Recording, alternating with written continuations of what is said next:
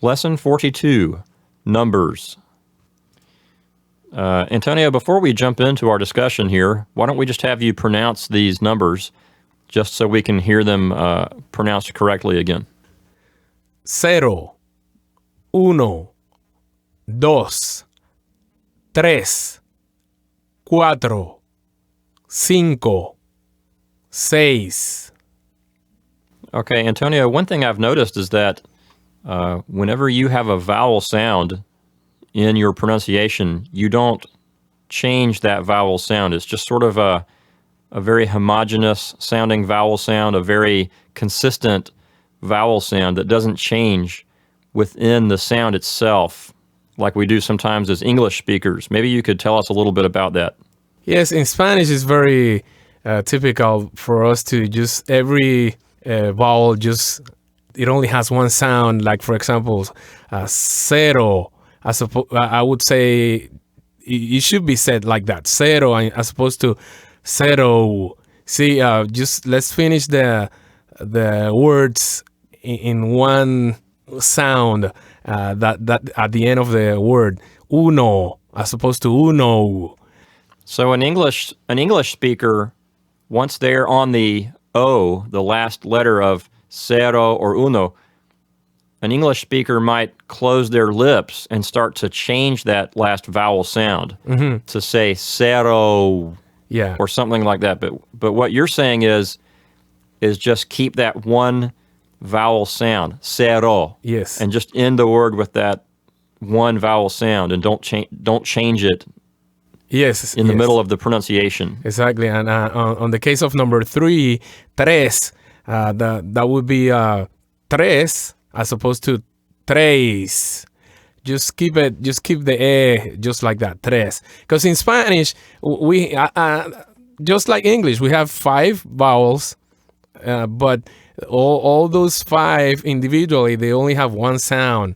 The 5 vowels in Spanish are just... They're consistent. They're the same all the time. They're the same. Yeah, in the vowels in Spanish, they only have one sound. The 5 of them, I'm going to say them real quick. A, E, I, O, U. That's obviously A, E, I, O, U.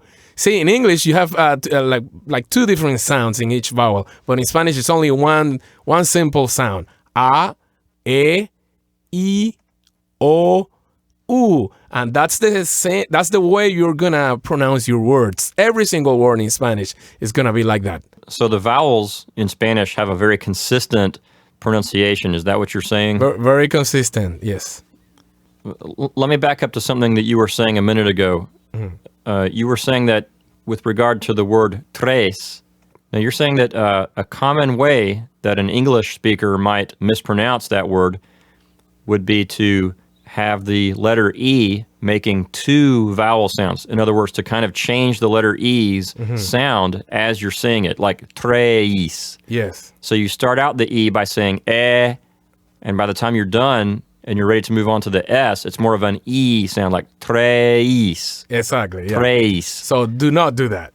So an authentic pronunciation would just have just an sound in it, right? Yes. So that would sound like tres. Exactly, and that applies to every single word in this book. Every single Spanish word in this book, this rule I'm talking about, that applies to all of them.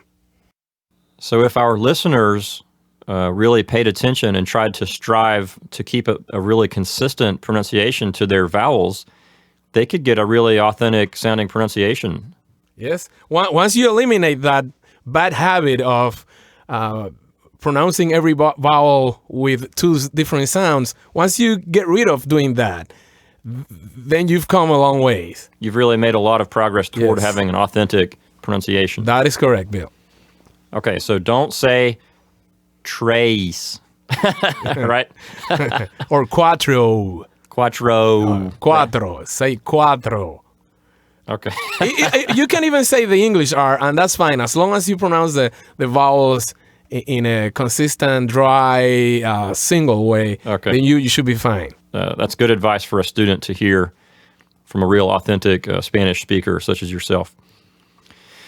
Well, before we end this discussion of numbers, I'd like to briefly talk about the usage of uno.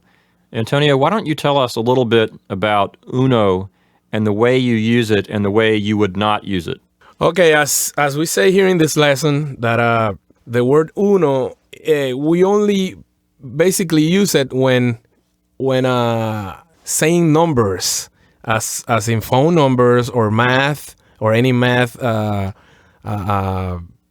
exercise, or when referring to numbers per se. But if we're gonna use the number one, uno, or number one, as counting things or as an article, then we cannot say uno. We have to say either un or una. Like, for example, the example we have here, one man, we're not supposed to say uno hombre. We just say un hombre.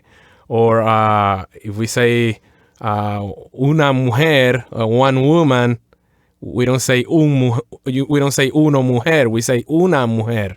So only say the word uno when referring to numbers, like, again, as in phone numbers or mathematic or math exercises and such.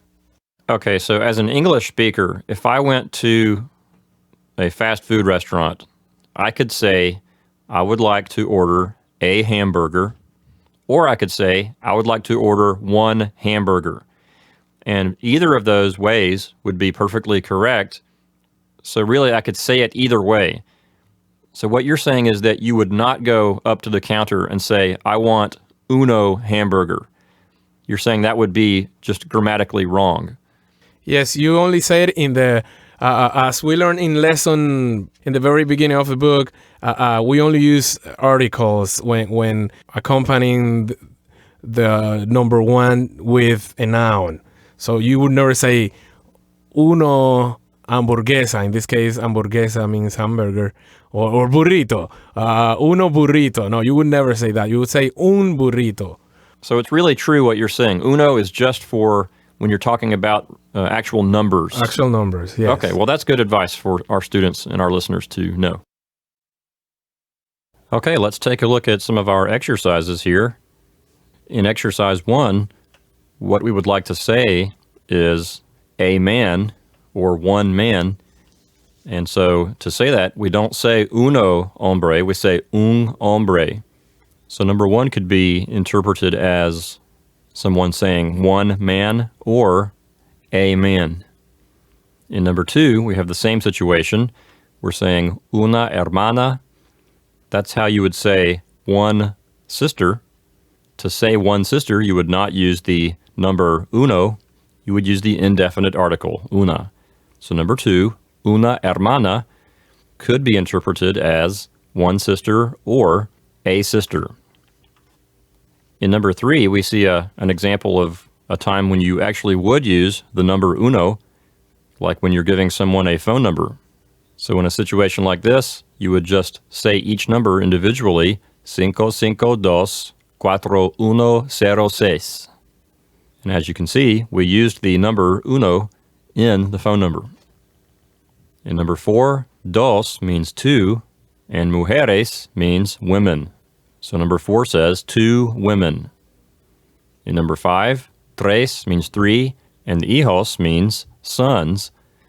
But in a conversation, that could also mean children. So number 5 could mean 3 sons, or it could mean 3 children. And in this case, by the word children, we don't necessarily mean young people, as in people under the age of 11 or 12. We mean offspring, as in sons or daughters. In number 6, the word cinco means 5, and mujeres means women. So number 6 says 5 women. In number 7, seis means 6, and hombres means men. And then we have cuatro, which means 4, and mujeres, which means women. So number 7 will say 6 men and 4 women. In number 8, the word ellos is a pronoun that means they. It's masculine and plural. Son means are, so ellos and son together will say they are. Then we have mis, which means my, and hermanos, which means brothers. So number 8 will say, they are my brothers. But since hermanos and ellos are masculine and plural, they could be referring to a group of mixed gender. So number 8 could also be interpreted as saying, they are my siblings. In number 9, nosotros somos means we are, and tus padres means your parents. Whenever you have the word padre being used in the plural, it's usually going to mean parents. Also, notice how the word tus is plural because it needs to agree with the word padres.